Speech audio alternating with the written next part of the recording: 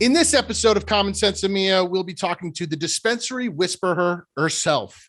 With a career in the cannabis industry spanning nearly a decade, our guest has helped dozens and dozens of dispensaries become more efficient through a streamlined approach to operations, from licensing and planning to opening the doors. Our guest today has seen it all. Chelsea Mulligan, thanks for joining us. Welcome to SENSimilla. Thank you so much for having me. I'm excited to be here. I'm excited to have you. I don't know that we work with people in Arizona, but I don't know that I've podcasted with anybody in Arizona. So I'm definitely interested to hear about that. You know what I mean? Like, it's crazy because, as I'm sure you've worked with many, many dispensaries, but there really is no consistency between the states, and that kind of keeps it fun. It keeps us on our toes a little bit. But I'm anxious to hear what's going on in one of the driest states in the country, which is where I want to start. So I am currently in Vermont, the Northeast, which is famously humid, and you can tell by looking at my hair. So you were, like I said, from Arizona. I would like to know about your hair care routine and what I can do to kind of tame some of this, that the humidity is just killing me. What do you do? What's your secret? Leave-in conditioner and Brazilian blowouts. That is my secret. Brazilian blowouts. I have lived in Burlington, Vermont for a long time. I can safely say that there isn't a Brazilian blowout place here, but I am an entrepreneur. I am now starting BurlingtonBrazilianBlowouts.com. I'm going to have to buy that domain before this podcast comes out. One more Arizona question. What's up with Sedona? Why is it so weird? So it's such in a good way. I love Sedona. Yeah. Like, the energy is fantastic. Red Rocks, I mean, why not? Right. And it snows during the winter, so at least you get a little bit. I mean, I know you said you're really humid. I'm on the opposite spectrum. So right. It's nice to introduce a little bit of humidity. Like, I'm in LA currently, and it was very humid yesterday, and I was like, this is not something I'm used to. What is that smell? What is that oceany, watery thing? Why is my hair going like this? 100%. I totally get it. Well, I've actually never been to Sedona. My wife's been a bunch of times, and she loves it, but she always says, and she always comes home with a nice new crystal. Yeah. But she's like, there's something in the water there. I don't know what it is, but I'm interested. I love when they put stuff in the water because that's how my teeth get so white. So as I said in the introduction, you've been in the cannabis industry for a little while now, in cannabis years longer than regular years. And I, am always curious about the entry point, how people get here. What happened to you at LA Fitness that made you what happened there that you knew it was time for a change? So mostly because I moved states. And what I did enjoy about LA Fitness was the mergers and acquisitions part. Them buying gyms and being able to go in and meet the staff, turn it over, rebrand it, put operations in place that the staff could, actually flourish in their positions. But I wanted more than that. And I wanted more than living in the Pacific Northwest. I'd lived there for 9.5 years, and I was kind of over the rain. And, I went the complete opposite and decided the desert was a great option. So yeah, that's what made me change. It was just time. Yes. There's nothing like at LA Fitness. Yeah. That is kind of, I started there when I was like 21, 22. Probably. The gym business model fascinates me. It fascinates me because all they want you to do is be a customer, and all they don't want you to do is come to their gym. Right? It's a great sales tactic, and I wasn't in sales. Pay me to not work out. Right? That sounds good. So yeah, I learned a lot about operations. It's kind of where I realized that I loved that part of business. Yeah, totally. It was similar for me. I worked in I worked for Apple retail, but customer facing, customer service, that sort of thing. but that early experience was like, okay, this is not the place for me, but the soul, the kind of mission, the things that we call customer experience, those are important to me. So whatever I do next, I'm taking that with me. It's good when you have these, you know, on your journey to, you know, for me, it was to entrepreneurialism. You know, I didn't, you know, start hardly any businesses before I started this company, but it was, you know, you put things in your quiver, like little, you know, little tidbits here. And you also take things out, right? As you leave jobs, you're like, okay, I'm never going to be operating that way. Like that was crazy. I'm removing that from my skill set. So what was happening in cannabis 10 years ago in Arizona? It is very little. Very little. It has changed exponentially. Like I actually was having that conversation a couple weeks ago with a professional here in LA about, I remember when the only concentrate on the shelf next to the flower was hash. Like it was kind of shatter was just starting to hit that market, and to watch it flourish into what it is now is both mind blowing and amazing. Like even though I've been in this industry for almost a decade, it's still mind blowing that one, it's a thing, and how it innovates and changes almost every month. Let's be real. It's not every year. Yeah, for sure. That's why a year in cannabis feels like, you know, 5, because you are constantly evolving. You know, if you're interested in never being the same person as an entrepreneur than you were the day before, then cannabis is pretty much the right place for you. So why cannabis? Why not LA Fitness in Arizona or something else? So 2 reasons. I grew up in Seattle, my middle school and high school and some of my college years, and I hurt my back pretty badly in gymnastics when I was 17 years old. And I had to go through every, you know, therapy possible before they would operate on me. And they would only operate on part of what was wrong with me. So I was on a cocktail of 4 pills and pretty much like a 17-year-old zombie in classes.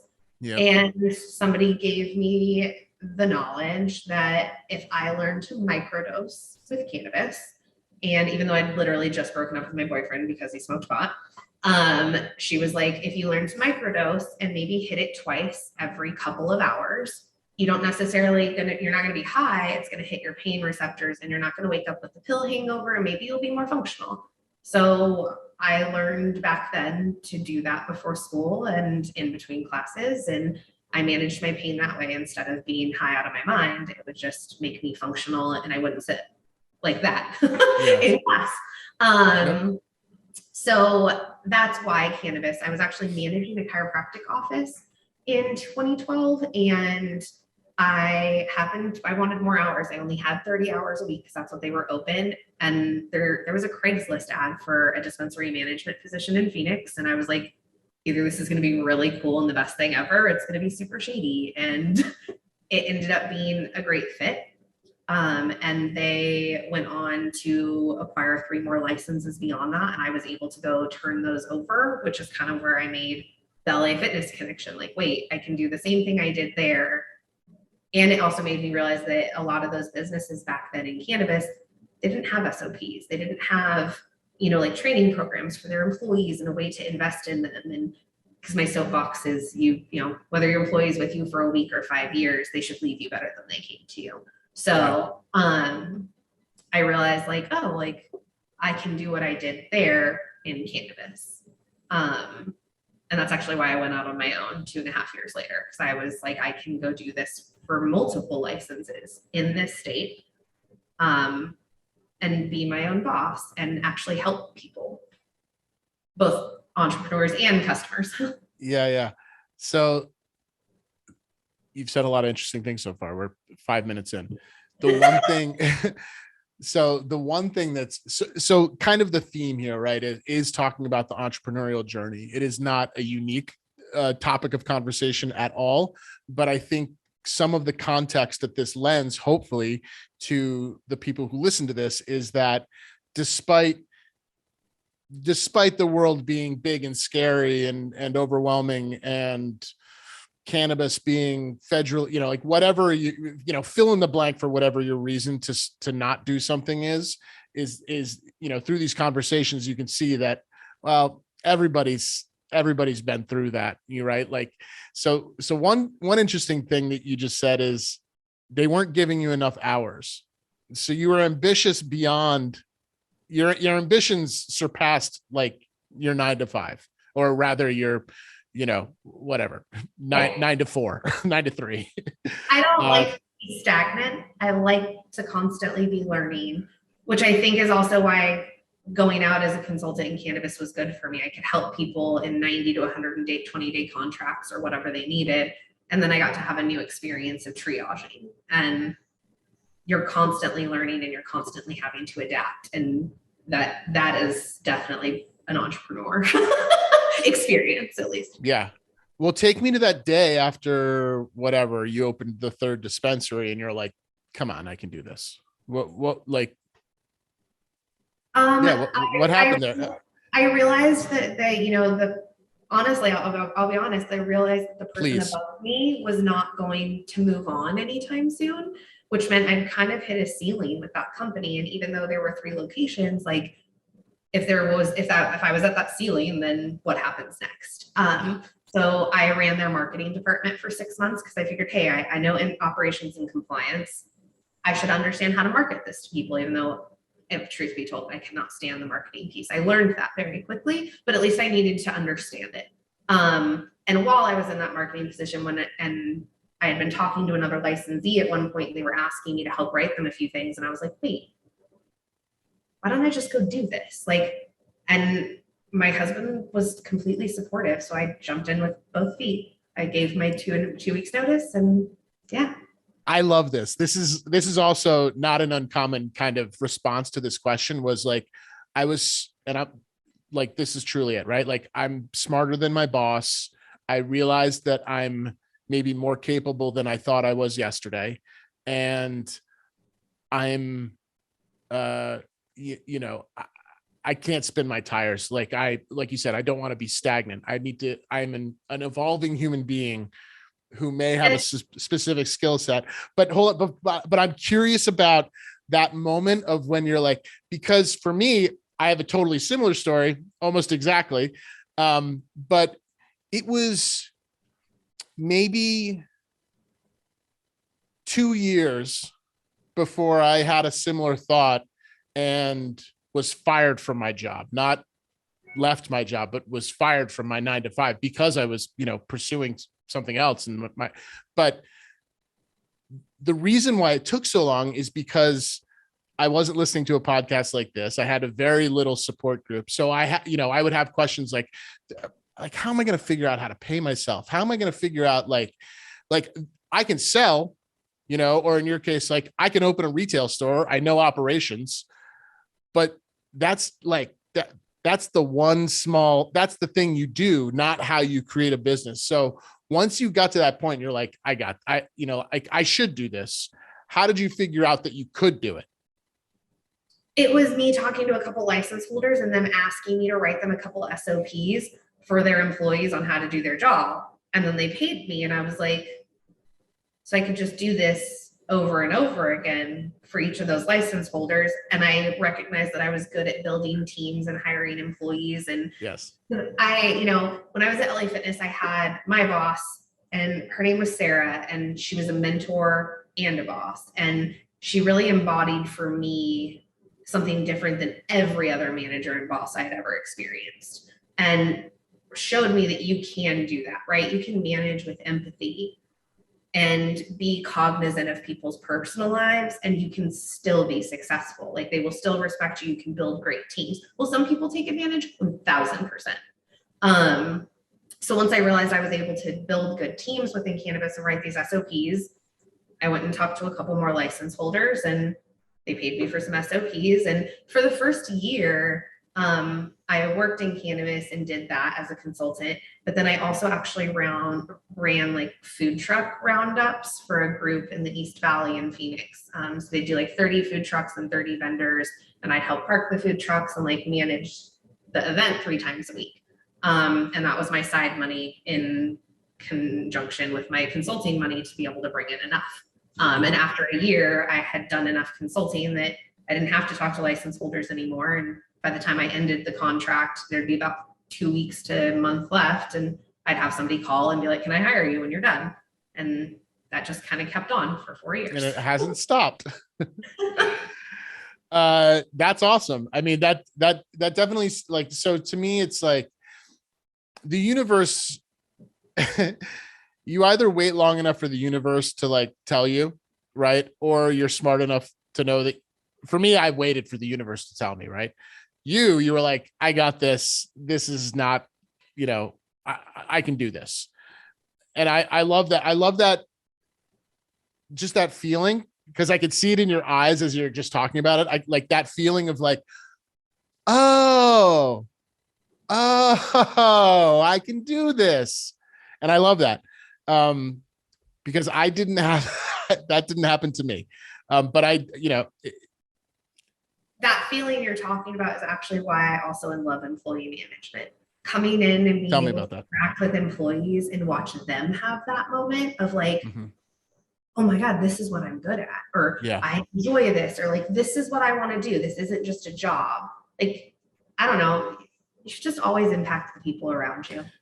Totally. And that's another awesome part of the evolution of being an entrepreneur is like, so, you know, my experience is mine. So I have to bring this back to me. Okay, Chelsea, I have to make this podcast about me, not you. That's fine. But my experience is very similar, right? It's like, okay, I know, you know, it's not like I pined growing up, like I'm going to build websites for businesses, you know, like it wasn't that. It was, I'm a salesperson. I'm good at making relationships.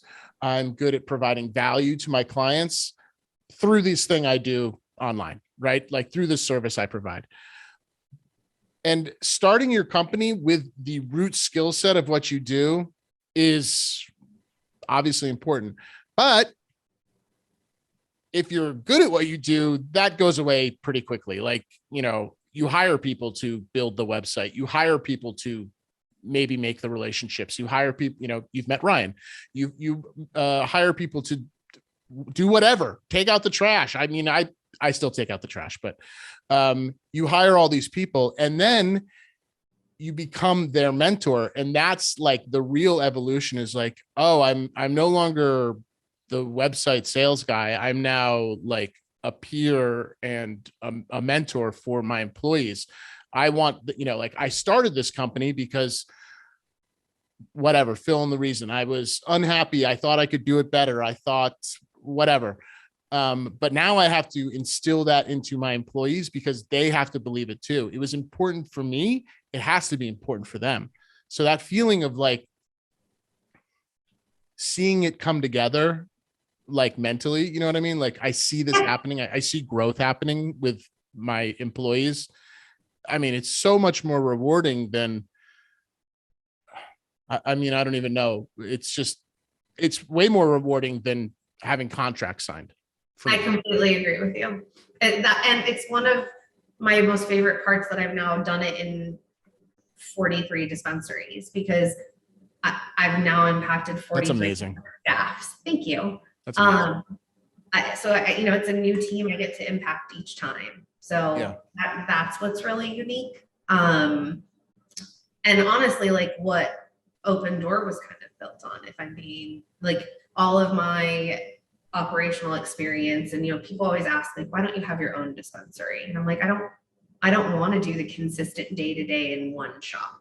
Why not help another entrepreneur realize their vision and they get to own their business in totality and operate it and have that for theirs, while also it's my legacy and my best practices that are being used. Like so let's lend a little context real quick. So because we didn't actually say what it is you do. Oh, right? That's so right. It's okay. You're a consultant, right? So you're an operations consultant. So dispensaries hire you to build out their SOPs and help them open their doors. You work for a dispensary. Are you a part owner of that dispensary? I'm not. So like all the dispensaries I work with, I come in as a 1099 consultant. For a little while, I was the director of retail for Hana that has Hana, two right. That licenses it in was, the name Arizona. was escaping me. Yep. Yes. So I was not, I started as a consultant there, but then the next year I spent as an employee. And then I've gone back to consulting while also doing Open Door all at the same time. And then there's Open Door. So can you just explain real quick Open Door? So Open Door is a retail cannabis franchise Yes, that I is love this. national. So think of it, I don't like to describe it like this, but it's so much easier to understand when I do. It's like a business in a box, right? It's designed, all of the best practices are there, how to operate, all of your compliance is there. It's already designed. Everything is ready. It's a franchise. Yeah, it's like a Starbucks or something like that. And then so people can feel consistency regardless what city they're in. But we have added certain like design elements because we don't want it to be completely cookie cutter and for people to feel off put. And obviously you're not going to get the same brownie in New Jersey that you're going to get in Arizona, but you can have qualification to figure out how to get the closest of the two to make sure that a consumer can go to both states and have that same customer experience. The Open Door business concept fascinates me. We're currently working with maybe one or two other similar type companies, but I do kind of want to get into how that company came about. But also, let's talk about that first. But also, I'm curious a little bit more in detail about just how the complexities of interstate, having these businesses in multiple states. But can you tell us a little bit more, because you have a partner in this, correct? I do. So we love partner stories. We love a good founder story. She is absolutely wonderful. Her name is Catherine Blackwell. She met our investor and advisor member or board member. I'm not going to say that right. So sorry. His name is Brian McLaren. They met at a networking event in North Scottsdale that was like a normal business networking event, not cannabis. And she just kind of asked him like, hey, what do you think of franchising in cannabis? Because her background, she founded Kahala Brands in the 80s with her husband. So that is the franchisor for Blimpie Subs and Salads, Cold Stone Creamery, Samurai Sam's. And she had been in another state purchasing cannabis and wasn't really impressed with all of the experiences she had. And so she approached Brian and kind of said, like, what do you think? Is there a place for franchising in cannabis so people can have these good, consistent customer experiences and not be concerned or scared or uncomfortable or off put? And he was like, yes, like you should meet Chelsea. So we had lunch and talked, and honestly, like it was just a really great fit with all of her franchising and business knowledge and all of my cannabis compliance and operations knowledge. To be able to marry those two made a great partnership. So that's how Open Door came to fruition. And yeah.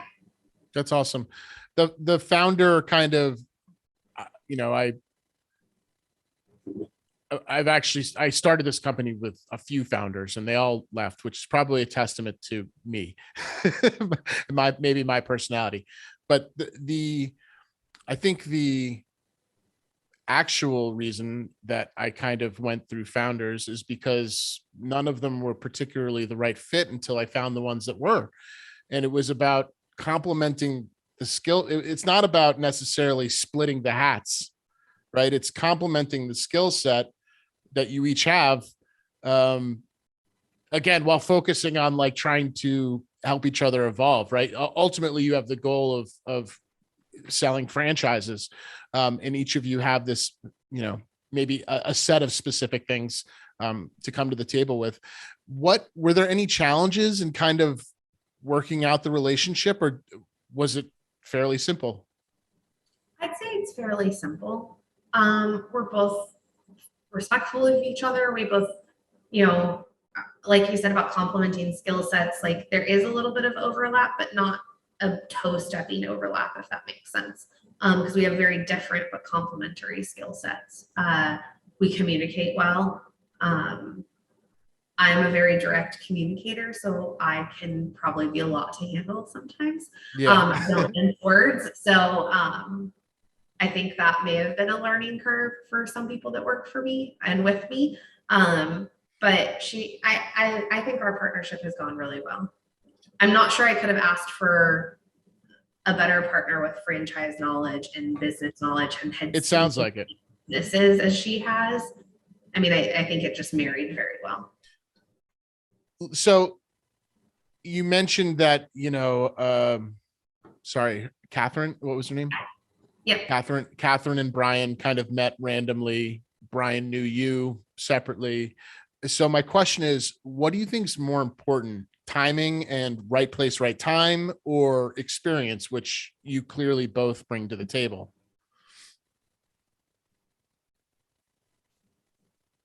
I think honestly, it's a mixture of the two. I'm going to edit in the Jeopardy theme music right there at that pause. We'll put in some some contemplative music there. I like that. Yeah.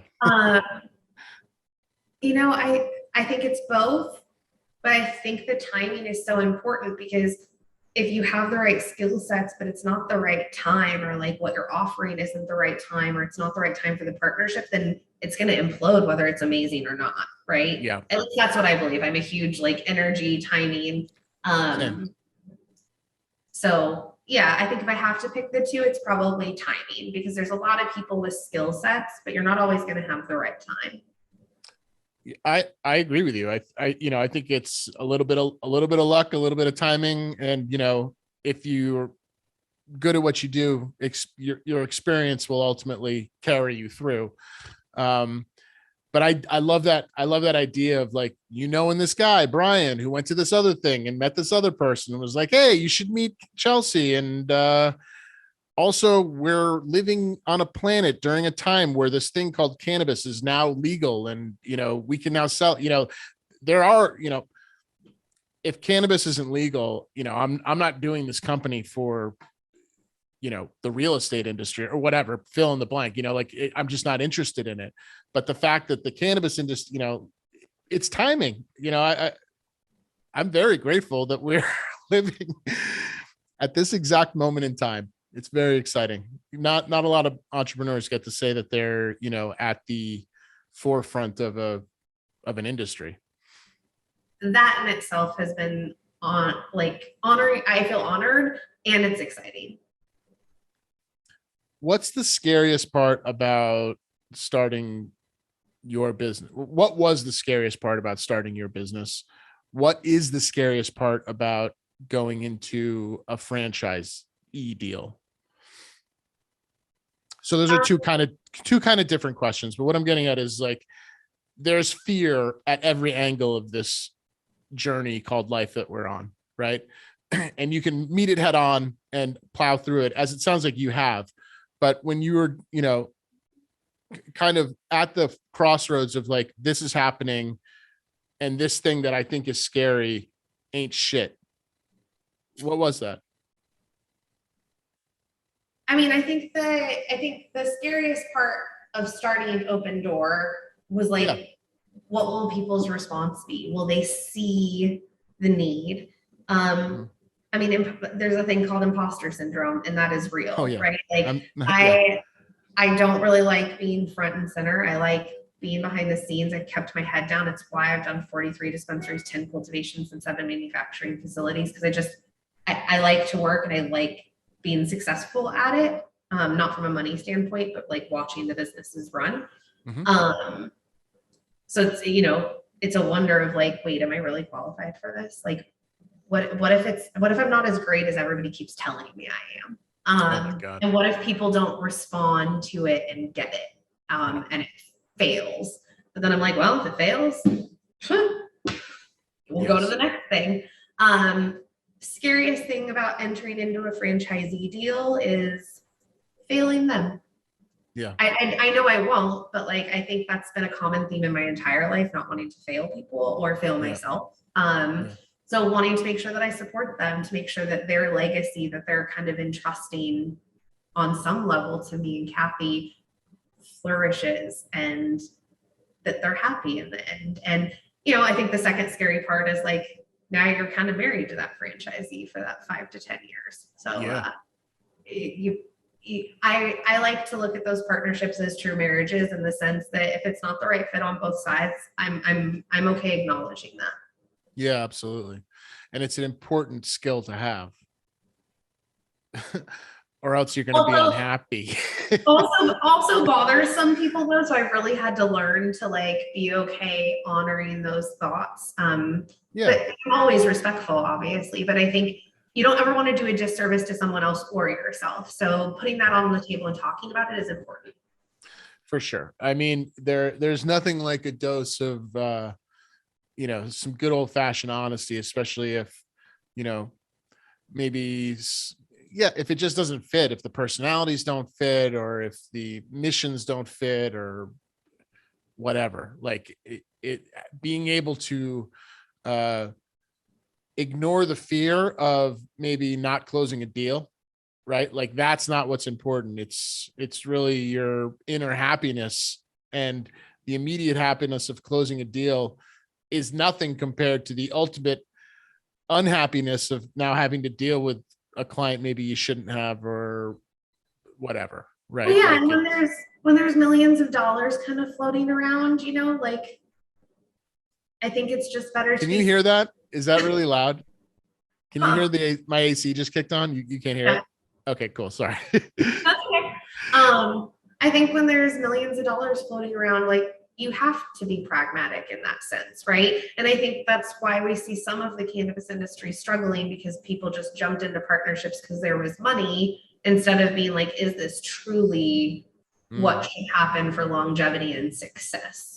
Can you pull that out a little longer? Because I think that's also a really important thing for everybody to hear, which is this isn't like an overnight success. Like, there aren't bags everywhere.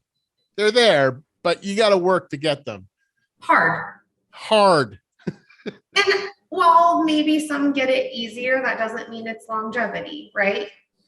There's some in it for short term, there's some in it for long term. I would like to be here for the long haul. So I do things a certain way that I believe will ensure that. Do you think that, and let me preface this by saying I do, and I'm curious if you agree, but do you think that there is a big difference in ways non-cannabis companies and cannabis companies approach? This sounds really vague. They're not the same at the root of it. The way, LA Fitness is, let's just talk about retail. The way a Starbucks is not the same as, a retail dispensary.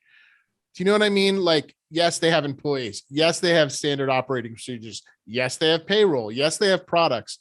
But I guess what I'm getting at is like, there is something different, and I can't put my finger on it, but I just know it's there. There's something different in the way that cannabis businesses need to be run versus other companies. Well, that, and I think cannabis businesses have different hurdles, right? We can't market like normal companies can. Right. We can't bank like normal companies can. Yeah. We can't write off things and taxes like normal companies can. So I think that is definitely where they have to be run different. I think not as much now, but back in like 2012 through 2014, most employees thought it was going to be like the head shop feel, right? Yeah. I think they now realize like it's retail. Yeah, thank God. But that was a huge hurdle then too. So like you had to manage differently, because what employees you had to work with when things were very new were different than just a normal retail employee. Yeah. Sometimes in a really good way, right? But sometimes in a challenging way. So, but on the flip side, the inner workings of like the normal business admin stuff that needs to be done is very similar. Totally. But what you find in cannabis, not as much now, is that it wasn't necessarily people that had that business experience that were coming in and getting the licenses and the money. It was like, oh, this is cannabis. It's a green rush. I got money. We're going to do this. What's an SOP? Right. I totally agree with you. And I feel like, and I'm curious to hear your feedback here, but I feel like as a ancillary cannabis company, for me, that has changed very recently. Like only in the last maybe 2 years, are we dealing with companies that aren't just mom and pop, that maybe have a marketing team, that maybe have a staff, like that's all pretty recent to me in my memory of just like, oh, this is, like I say our customer persona matured. I I don't I don't think that's true. I think like all the, fly by night cannabis companies went out of business, right? And now they're being replaced by people with maybe a little bit of a different slash maybe better business acumen. I would say it's probably for me in the last 4 to 5 years that I've seen Yeah. that. And I think it's a good addition. I also still really like working with the mom and pops though. Same. I like seeing their light bulbs come on, and like those are the people that Open Door was created for, right? The people who don't want to sell out to a larger company and really want to keep their business, and maybe are struggling, or they get their license and they're like, what is this compliance mumbo jumbo? Yeah. Yeah, totally. It's a bittersweet trade-off too, because those bigger companies, those non-mom and pops, like they have the budgets, right? But the mom and pops, maybe smaller budgets, and you're working harder, but the emotional payoff is, tenfold. Agreed. Yeah. Well, so you kind of touched on it as you're, in when I asked you kind of what's the scariest part about starting your business, you said, well, I like seeing other people. I hate, failing other people, and I like watching them succeed. Is watching your clients succeed the most rewarding part about running a business, or is there something else that you really love? I think it's that, and watching the employees succeed, because cannabis is unique, right? Because it's a new industry. So there's a place for everyone. Kind of like you touched on earlier, for the entrepreneurs that are like, oh, like, I don't know if I want to, like, I'm scared. It's like, there truly is a place for everyone, especially in cannabis. And it's so new, you get to kind of carve out what that is for yourself, right? Like, there wasn't an operations and compliance consultant before I decided those were the two things I enjoyed, and I didn't want to do marketing. So, even watching those employee light bulbs go on and be like, oh my God, I could do this. Or like, I could go out on my own and create something. Or when they're in the cultivation and they realize that they're really good at growing those plants, or they start mixing salts instead of using the pre-made nutrients, like, and they're like, I love this. Yeah. That is probably one of the most rewarding parts. And then to see the license holders be able to like hold on to that and own their business and feel more comfortable in their business, not as stressed out, that those two things are the most rewarding parts. That's awesome. Yeah, I agree with you. We're not at a point yet where I'm like mentoring my employees on how to start their own companies. I want to keep them here as long as possible. But I do see them all growing because, we have an SOP, I spent many weeks writing our SOP and job descriptions and all that stuff, but it's not like it's an open tab on everybody's desktop, like everybody has like mostly, mostly they are autonomous in their day-to-day, aside from their, tasks and specific goals. So we're getting there where I know I'm going to have to let some of these birds fly one day, but not yet. There's an incredible sense of like uniformity and consistency with franchises, right? When you walk into a McDonald's, you know that if you take a right at the door, that the bathrooms are right there. In any McDonald's you walk in the planet, if you walk in the side door and take a right, that's where the restrooms are. This is the beauty of that kind of business model. Everything is accounted for. There's a checkbox for everything. So how do you handle this in an industry where there is zero consistency? Rules for sales differ in states. Marketing regulations are, definitely different everywhere. how have you accounted for this at Open Door? Making sure that all of our compliance expectations supersede the most stringent state regulations. So that way you don't have to edit by state and add, you can pare down, right? Got it. So you're building off the most regulated state. Is that kind of your baseline? Yeah. So what's the most regulated state? There's a few of them, and they're all different for different reasons, right? Each state decided to regulate a different section a little bit more. And prior to Open Door, when working with the standards organization Focus, I really got to kind of experience multiple states and experience those regulations, and realizing if you just make something that is beyond all of those, not only are you then superseding everything and you're accounting for any change in regulation already, but that you're probably going to be ahead of the curve. So our overarching compliance is much more stringent. But then for the states that aren't as robust, we can pare down those checklists. I'm not telling every franchisee that they have to go, 200 times beyond their state compliance. Yeah. It's going to be written that way, and it can be pared down to meet their state compliance, but we are going to have franchisees that are going to want that because now they're a cut above the rest, right? They supersede everyone else, and they're prepared for those regulations change.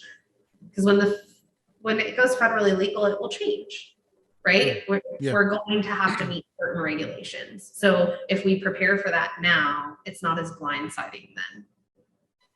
Yeah, I totally agree with you. It's a little different on the digital side, but yeah, we basically reset the bar for ourselves. We took, what are the regulations that are the toughest? Let's kind of go a little bit above that in terms of how we're creating websites or taking, handling content creation or, managing advertising or whatever. Yeah, because you still have to we're out of the closet, but under the radar still, you know what I mean? Which is not a terrible feeling. One of the great things about kind of running a franchise is, again, this consistency. There's kind of sometimes little room for the companies to pull out their own personality, to be unique, kind of figure out what separates them from, other Open Door franchises or other dispensaries. Cannabis consumers are overwhelmingly looking for unique, human run. They want to connect with their dispensary. How do you feel that you guys are dealing with this? And also, how does Open Door kind of maintain the soul of a cannabis retail dispensary? You know what I mean? Like, how do you franchise something that is, has such an emotional connection to their customer, but keep that emotional connection super strong? So there are some design elements in each dispensary that is going to be unique to that dispensary, whether it's the region, the owner, whatever. Cool. Because people want it to be their own, right? Yeah. And I don't want it to be rigid and cold. That's not fun for anyone. And like I said, so I started smoking when I was 17. I'm 37 now. So like I respect the culture of why all of us are even here before it was legal. So I truly believe that to be able to marry that franchise feel and consistency feel, you still have to give a nod to that culture and acknowledge why any of us are even able to do business.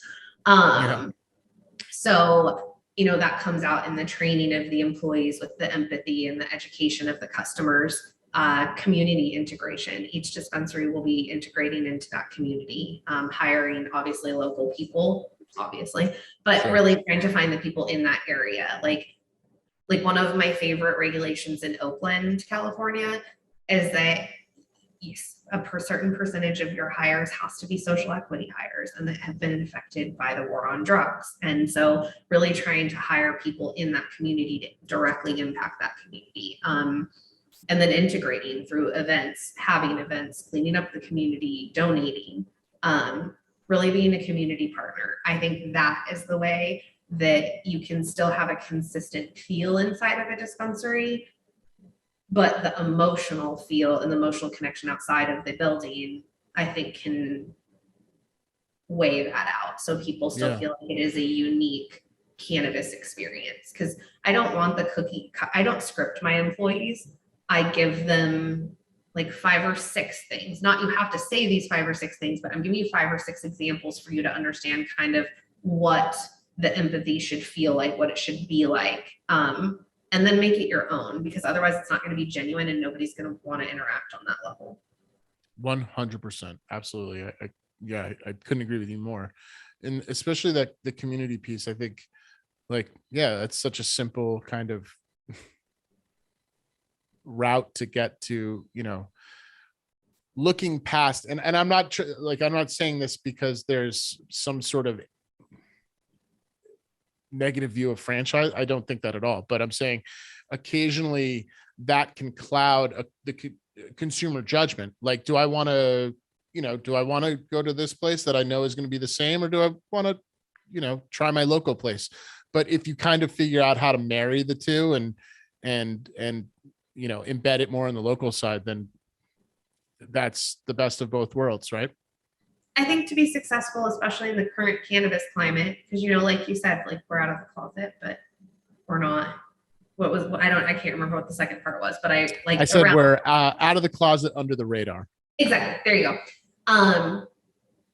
We're not quite there yet where people want all of the uniformity. They don't want a Starbucks, and some of people really like their local drive-up coffee shop, right? Yeah. So that is one of Kathy and I's goals, is to create that feel. So thank you for acknowledging it.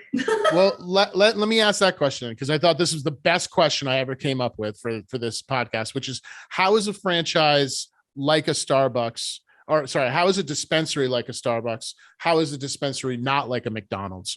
And you can fill in the blank. Like, those are just probably the most ubiquitous of franchises. Fill in the blank, whatever it is. You can flip flop those things too. How is it like a franchise? How is it not like a franchise?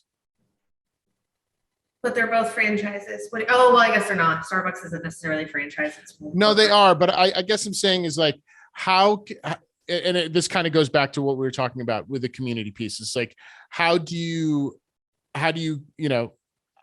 is it like a franchise, but how can you keep it soul? I guess you already answered this question, which is embed yourself in the community. I'll answer the Starbucks and the McDonald's question, because I think it's applicable. McDonald's, like you just said, you walk in and every single one, the bathroom is on the right. The employees are very regimented. And some are very passionate, and that's why you see people move up in that company into management, things like that. But it's not like, I love this hamburger, and I see where you're going. Yes. Whereas Starbucks is different. Every single one you walk into, the design is different. Most of them have the same food items and the same drink items, but there are additives to that are seasonal or local to their community, so that they can integrate with that community. So yeah, I think that's my answer, is Starbucks adds some additives. About the people. Yeah. Yeah, it's about the people. I think you hit it right on the head there. It's, you can be a franchise in that and again, we're talking about not the specific definition of a franchise, but that kind of overall ideal of a franchise. You can be a franchise in that you're a place where, high school kids go to work for the summer, and, at the end of the day, you leave it. You can be a franchise in that you have consistency throughout your thing, but you can also not be a franchise by instilling passion, by promoting passion, by making sure that people are still unique, that you're not scripting your employees, but what you're really doing is focusing on quality and, basically operations consistency, right? Like, those are the important things. And it sounds like one of the things that most, dispensary owners struggle with right in the beginning is, like, how do I open this friggin' store? And also, how do I open this store and develop what we call culture? company culture. You know what I mean? Yep. But if all you have to do is focus on the company culture part, because Chelsea Mulligan came in and whispered the crap out of your dispensary and helped you get it open, or, sold you a dispensary through Open Door.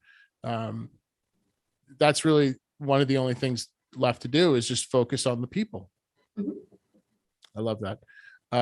Where do you see Open Door in the next couple of years? Like we said, 8 year in cannabis is like 5 years. So where do you see yourself in 5 years, which is 15 years? I am hoping we have Open Door in at least 5 to 10 states by that time. I'm a under promise and over deliver person. So obviously I'd like to see more than that, but I think in 5 years, that's a realistic goal, to be in 5 to 10 states. And to be helping multiple entrepreneurs realize their vision of having a business for themselves and running it. Kathy always says, you're in business for yourself, not by yourself. And from the day she said that, it resonated with me so much. So it's something I kind of live by with Open Door. I love that. And also a good answer to the question, but also a great larger answer, which is believe in yourself. There's resources out there for you. You don't have to do this alone, people listening, all 10 of you listening, and 3 of you watching. Hi, Mom. You don't need to go this alone. There are experts out there. There are even solutions for turnkey business solutions that, if you're just trying to grind, you can do it. Chelsea Mulligan, tell all the people watching and listening where they can learn more about you, where they can hear about Open Door, where they can follow you and see you do awesome things. OpenDoorDispensaries.com, ChelseaMulligan.com, the Dispensary Whisperer on Instagram. And I'm also on LinkedIn under Chelsea Mulligan. Yeah, you are, which is where we met. And I'm glad we met there. We will link all those places in the description. Chelsea Mulligan, thank you so much for joining us and talking us through a small part of your story. And I hope maybe we can catch up in a couple of years or sooner than that and hear how things are going. I appreciate you. Thank you. Yeah. This has been another episode of Common SENSimilla. I've been your host, Will Reed. Thank you so much for joining us. We'll see you next time. Bye.